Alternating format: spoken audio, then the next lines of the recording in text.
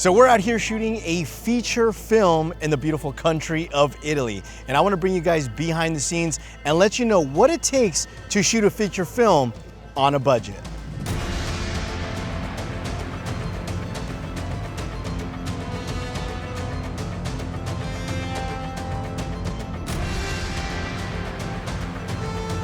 All right, Bravo 67, take one, mark. So I've been a part of a lot of short film features, but this is the first time I've actually been part of a more full-length feature film. So I'm pretty pumped, and I'm one of the camera operators now because this is more of a lower budget film. We're using the Blackmagic Pyxis. Obviously they're very affordable, and also the Sony FX3, which I am camera operating. You can see here, we've got a pretty basic stripped down version, fully rigged out Condor Blue. This film is being shot in anamorphic, so we are using Blazar lenses. We're using the A and B set. Love these lenses. I've done videos on them. If you guys want to check it out, there will be a link down below. But yeah, you can see here, the rig is pretty simple, and I'll show you guys the Blackmagic cameras. All right, guys, we've got the Blackmagic Pyxis here, but we also have Adam. You've seen him on a lot of videos. I can't call you First AC anymore. He's graduated. This is your official first role as a DP for a feature film, right? Yeah. How does it feel, dude? I'm really excited. I'm having a great time. I'm glad you guys could be here. It feels like a full circle moment. I know, right? Now, why the Pyxis? Why did you choose to use this camera and also the FX3?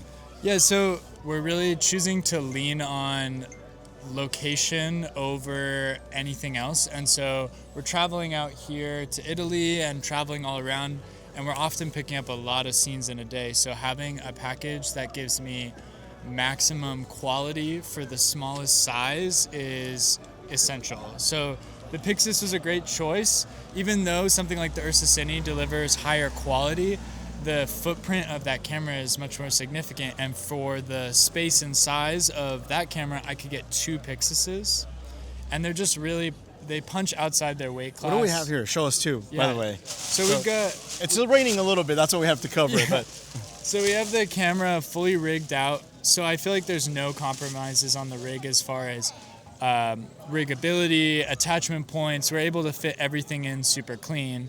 But then also, for something like this car mount, we're able to take the top handle off, strip it down, and get the weight down. So we're able to get the camera lighter and smaller, which is really optimal for what we're trying to do, which is to move quick and fast to get a huge variety of shots and make something that looks like it was a $5 million movie, but it's not. what has been the biggest struggle as a DP for your first feature doing this project? I think it's like maintaining visual continuity. We're shooting in so many different environments and places, and so trying to keep the look consistent, even though we're shooting in Venice and it's raining, and then you saw even yesterday, in a day it's like bright sunlight and then clouds like 5 minutes later. So a lot of it is trying to like keep track of what are our visual motifs, like how does this film feel, and keeping it consistent even though the environments we're in are not consistent at all. But yeah.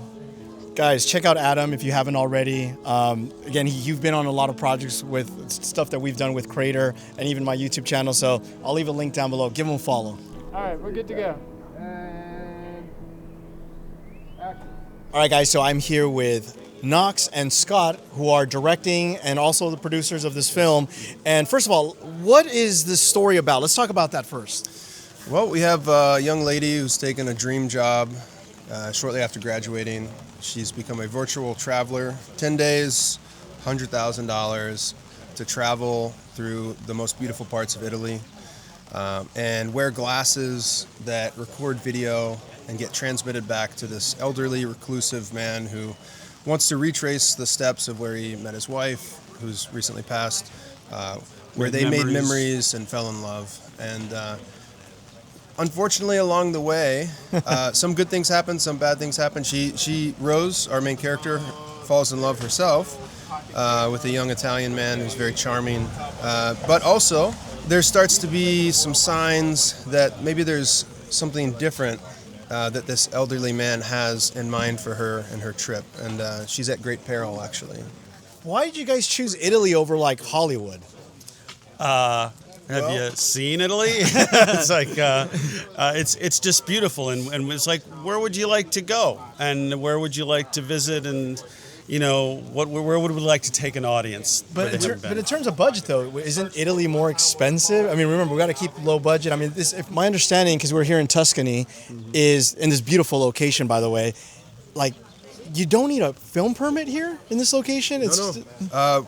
So most of the location, when we first had this idea, we were like guerrilla style, no permits. We're going to sit down at the cafe and shoot it with a long lens. We're just going to have them walk in.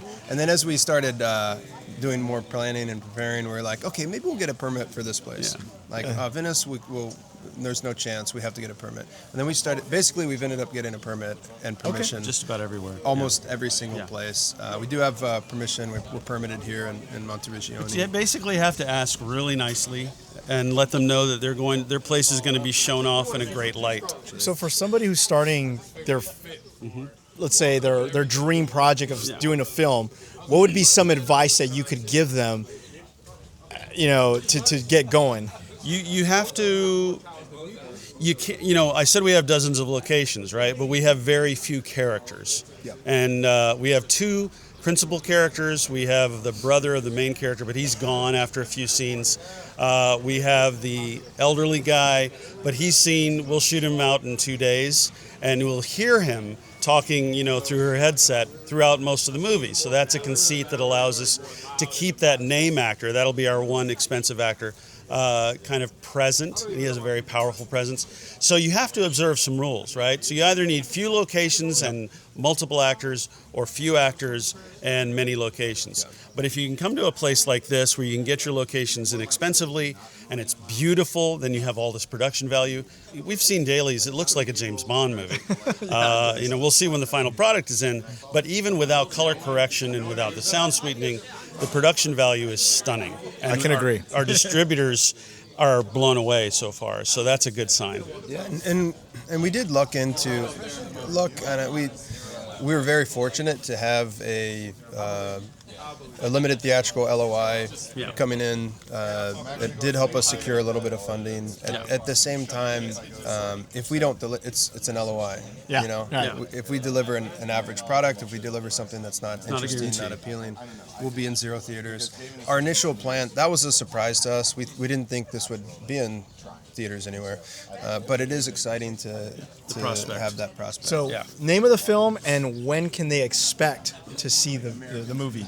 Vicarion, and right now we are looking at February 2026. It's a great date movie. It's scary and it's romantic, so we feel it's a great date movie. Amazing. By the way, thank you so much for having me also part of this production. I appreciate you guys. So again, check them out. I'll leave links to all this information down below. We've got a familiar face here. Brady Bassett. What's Hello. going on? Howdy, guys. Nice to see you again. What are you doing here?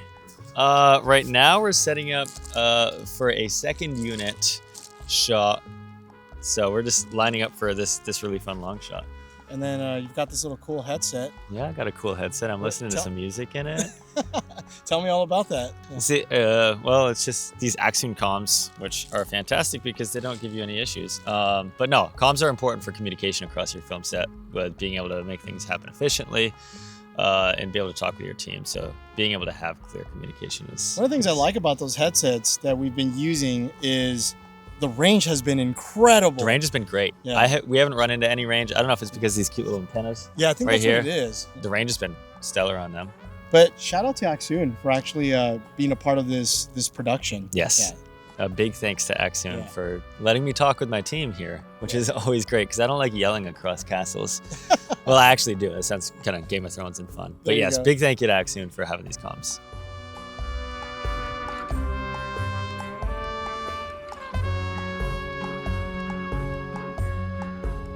So one thing that I found funny is we also have our Crater crew here shooting BTS, and Michael Tobin is on the Ursa 12K. So technically our BTS camera team is using better cameras in the production. Why are you shooting with this 12K?